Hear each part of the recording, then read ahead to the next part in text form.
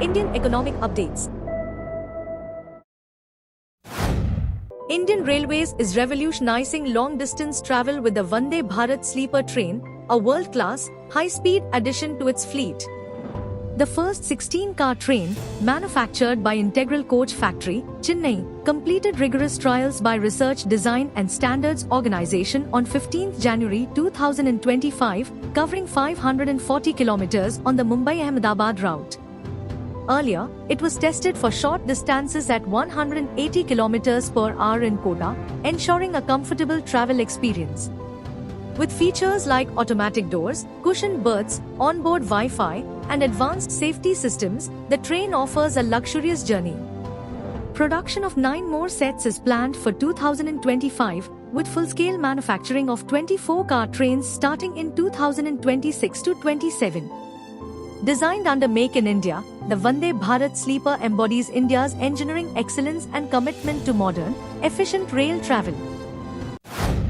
India's electronics industry is urging the government to strengthen trade ties with the US and boost bilateral trade to $750 billion by 2032, including $100 billion in electronics, leveraging existing policies and incentives. PM Modi meeting with US President Trump. The production-linked incentive scheme has created opportunities for US firms in a non-Chinese supply chain. India seeks reciprocal trade concessions, deeper technology partnerships, and increased US imports of Indian electronics. India's integrated circuits imports from the US have quadrupled, while smartphones lead exports. With China's reduced direct exports, India offers an alternative supply chain, shifting assembly geographically and reducing reliance on Chinese ownership, making it a key partner for US trade expansion. Fintech firms like BharatPe and Paytm, focused on merchant payments and lending, now face rising competition from major banks. HDFC Bank's SmartHub Vyapar, ICICI Bank's InstaBiz, and Axis Bank's Neo for merchants target small businesses, while SBI plans to relaunch YONO for merchants with UPI payments and instant credit.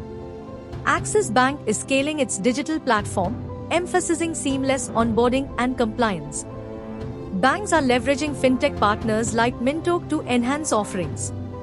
HDFC Bank, with 3 million merchants processing 30,000 crore rupees monthly, integrates payments with banking services. Initially, banks overlooked UPI merchant payments, assuming customers remained loyal through accounts, until fintech introduced loans and additional products, intensifying competition. The budget proposes an export promotion mission with an outlay of 2,250 crore rupees to support MSMEs, enhance export credit access, and tackle non-tariff barriers in overseas markets. It will be jointly driven by the Ministries of Commerce, MSME, and Finance. Additionally, the launch of Bharat TradeNet, a digital public infrastructure platform under India Stack, aims to streamline trade documentation and financing by integrating Customs, Directorate General of Foreign Trade, Goods and Services Tax Network, banks, and exporters, reducing paper-based processes and trade costs. Recognized as the fourth engine of development, Bharat TradeNet will align with international practices and complement the unified logistics interface platform. The budget also supports domestic manufacturing for global supply chain integration and introduces voluntary post-clearance declarations for importers and exporters to encourage compliance.